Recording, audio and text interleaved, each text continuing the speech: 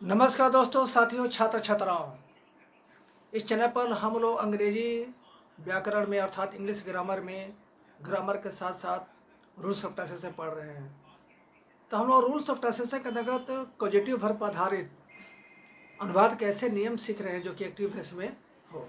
कहने का अभिप्राय हुआ कि हम लोग स्पेशल रूल्स ऑफ ट्रांसलेशन में पॉजिटिव वर्ब आधारित जो कि एक्टिव वॉइस के वाक्य हों उसको अंग्रेजी में कैसे अनुवाद करें, हम ये सीख रहे हैं। तो अब तक हम लोग present indefinite tense, present continuous tense, present perfect tense और पास्ट परफेक्ट टेंस में यदि कोई वाक्य एक्टिव वॉइस में हो और किसी भी टेंस में हो, ठीक, और वो पॉजिटिव वर्ब आधारित हो जिसमें पार्टिसिपेंट अर्थात कर्ता स्वयं हिस्सेदार बना हो, साझेदार बना हो, तो उस पर हम लोग बनाना सीख रहे हैं। तो आज हम लोग फिर पास्ट कंटीन्यूअस टेंस पर आधारित पास्ट कंटीन्यूअस टेंस पर आधारित वैसे हिंदी के एक्टिव वॉइस के वाक्य वैसे हिंदी के एक्टिव वॉइस के वाक्य जो कि पॉजिटिव वर्ब पर आधारित हो, जिसमें कर्ता स्वयं हिस्सेदार हो, पार्टिसिपेंट हो, बनाने सीखने जाएंगे। तो आइए हम शुरू करते हैं।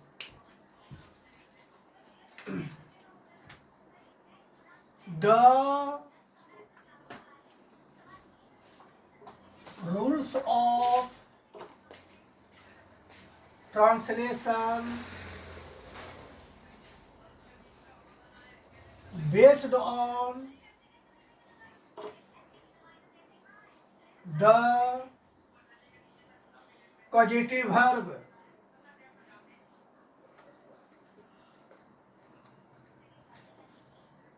as a participant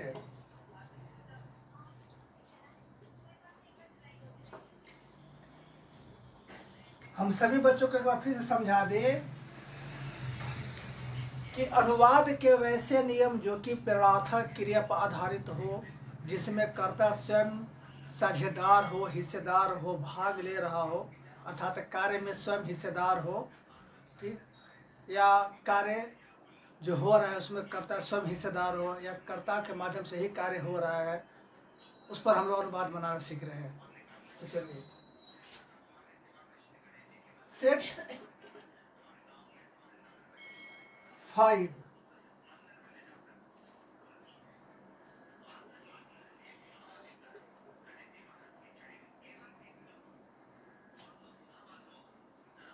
there are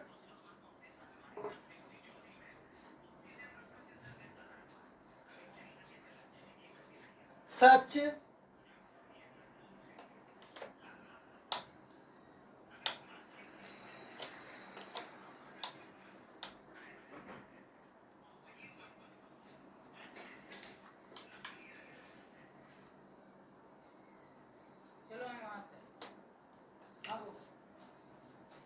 some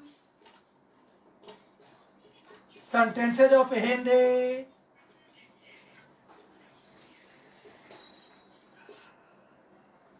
in the past continuous tense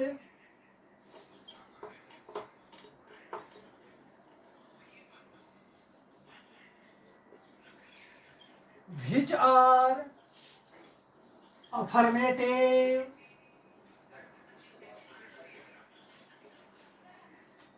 negative, interrogative,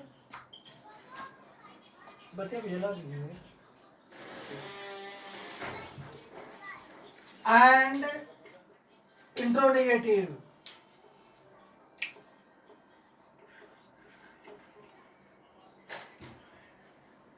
They are totally based on the causative verb. They are in the active voice.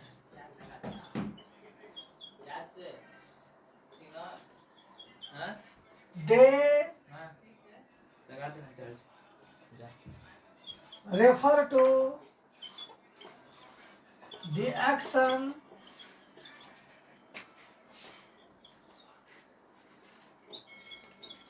done by someone, but the subject is also a participant.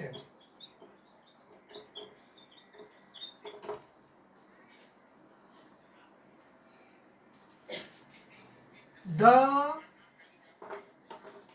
verb form of the sentence is क्रिया plus कर्म plus रहा था, रही थी, रहे थे. We can translate as follows.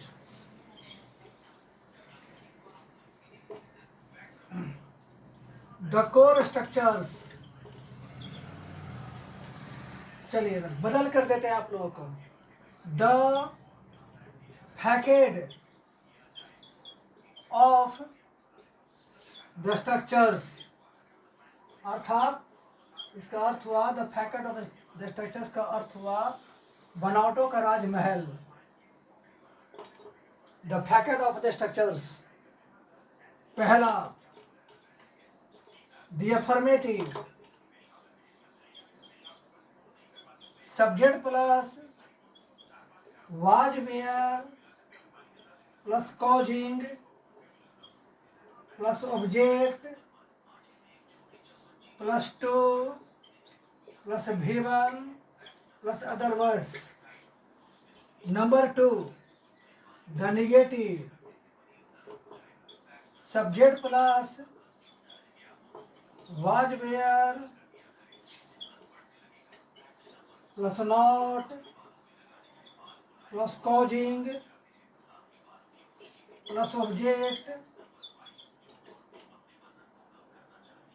Plus 2 plus V1 plus other words. Number 3 the interrogative. Was were plus subject plus causing plus object plus 2 plus V1 plus other words plus question mark. चौथा structure the इंट्रोनिगेटिव.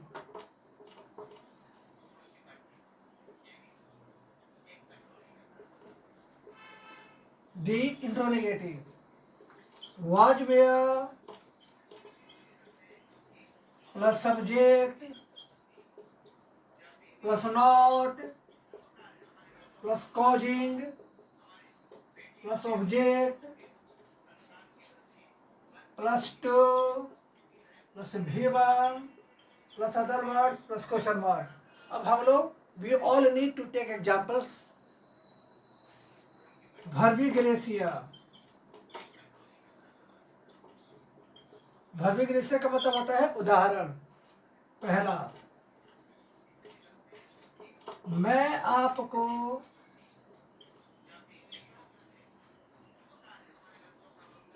अनुभव करा रहा था.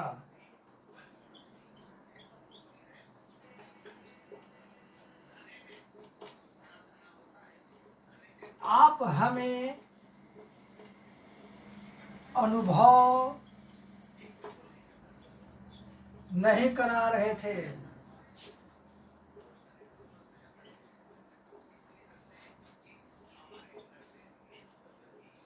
क्या हम सभी को अनुभव करा रहे थे?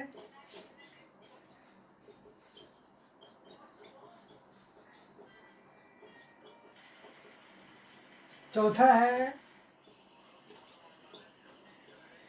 क्या वह मुझे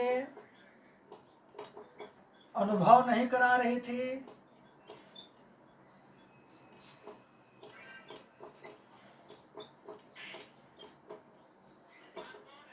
चलिए अब हम सभी बच्चों को समझाते हैं। पास्ट कंटिन्यूअस टेंस में हिंदी के बहुत से वाक्य होते हैं जो कि माने जाते हैं कि अफर्मेटिव होते हैं, निगेटिव होते हैं, इंट्रोगेटिव होते हैं और इंट्रोगेटिव नेगेटिव होते हैं। वाक्य मुख्य रूप से एक्टिव वॉइस में होता है अर्थात कर्तव्यवाची में रहता है, और वाक्य मुख्य रूप से पॉजिटिव वर्ब पर आधारित रहता है। पॉजिटिव वर्ब पर आधारित रहता है और उसमें इस तरह के कार्य का बोध होता है, इस प्रकार के कार्य का बोध होता है जिसमें कर्ता स्वयं भाग लेता हो, अर्थात वाक्य अफर्मेटिव हो, निगेटिव हो, इंट्रोगेटिव हो, इंट्रोगेटिव नेगेटिव हो, जो कि एक्टिव वॉइस में हो और पॉजिटिव वर्ब पर आधारित रहता है। तो इससे ये पता चलता है कि कर्ता जो है स्वयं कार्य में हिस्सेदार है, स्वयं भागीदार है, अर्थात कार्य जो है उसके माध्यम से हो रहा है, उसके बगैर नहीं हो सकता है। जैसे मैं आपको अनुभव करा रहा था, कर नहीं रहा था, करा रहा था। हम ये काम अनुभव कराने का काम किसी और को कर रहे हैं, अनुभव करने का काम कोई और कर रहा है, लेकिन करा कौन रहा है? तो कर्ता करा रहा है। तो क्या कहा जाएगा कि कार्य में कर्ता स्वयं हिस्सेदार है, भागीदार है। तो ऐसे वाक्यों को बनाने के लिए क्या करेंगे? वाक्य अफर्मेटिव हो तो सब्जेक्ट को सर्वनाम का प्रयोग करेंगे, उसके बाद कॉजिंग को लिखेंगे, फिर उसके बाद ऑब्जेक्ट, उसके बाद जो अनुभव करना मूल क्रिया है उसका रूप लिखेंगे, उसका रूप लिखेंगे, उसके साथ टू का प्रयोग करेंगे। अनुभव करना अर्थात मूल क्रिया का असली रूप लिखेंगे, उसके साथ टू का प्रयोग करेंगे। तो मैं आपको अनुभव करा रहा था, I was causing you to feel. आप हमें अनुभव नहीं करा रहे थे। You were not causing us to feel. क्या हम सभी को अनुभव करा रहे थे? ये वाक्य प्रश्नवाचक है, तो क्या करेंगे? वाज वेयर को शुरू में कर देंगे। Were we causing all to feel. क्या वह मुझे अनुभव नहीं करा रही थी? वाक्य प्रश्नवाचक का नकारात्मक है, तो was she not causing me to feel. तो फिर बच्चों को समझा दें। पास्ट कंट्रोवर्ट टेंस में हिंदी के बहुत से वाक्य होते हैं जो कि अफर्मेटिव, नेगेटिव, इंट्रोगेटिव और इंट्रोगेटिव नेगेटिव होते हैं। वाक्य मुख्य रूप से पॉजिटिव वर्ब पर आधारित रहता है और वाक्य एक्टिव वॉइस में रहता है। पॉजिटिव वर्ब पर आधारित होने का अभिप्राय होता है कि वाक्य में जो कार्य होता है उस कार्य में या उस कार्य को कराने में कर्ता स्वयं हिस्सेदार होता है। तो ऐसे वाक्यों को बनाने के लिए हम क्या चीज़ का प्रयोग करेंगे? कॉज का प्रयोग करेंगे। तो चूंकि कॉज शब्द जो है आपका पॉजिटिव वर्ब है, प्रणार्थक क्रिया है, टेंस के अनुसार इसी क्रिया के रूप में परिवर्तन होता चलेगा। ध्यान से सुनिए क्या कहा जा रहा है। टेंस के अनुसार जिस टेंस में कॉज का प्रयोग किया जाएगा इसी कॉज का रूप बदलता रहेगा। इसके बाद वाला जो क्रिया है वो क्रिया का पहला ही रूप रहेगा। इस बात को ध्यान में रखेंगे। कॉजिंग में ही परिवर्तन होगा। दूसर का जो क्रिया होगा उसमें हम परिवर्तन नहीं करेंगे। दूसर का क्रिया का रूप जो होगा पहला ही रहेगा, उसके साथ टू लगा रहता है, उसको इन्फिनेटिव कहते हैं। तो इन्फिनेटिव के साथ हमेशा क्रिया का पहला रूप आता है। उसके बाद अर्थात कॉज के बाद जो हम 2 + V1 लिखते हैं, अब वहाँ V1 ना होकर V2, V3, V4 कर रहे तो गलती हो जाएगा। जैसे उदाहरण दे रहे हैं, मैं आपको अनुभव करा रहा था, तो I was causing you to feeling, चाहे I was causing you to felt, ये सब गलत है। ऐसे वाक्य न गढ़ें। ठीक, तो अगले वीडियो में हम लोग पास्ट परफेक्ट टेंस से संबंधित एक्टिव वॉइस के वाक्य जो कि पॉजिटिव वर्ब पर आधारित होंगे उनकी चर्चा करेंगे।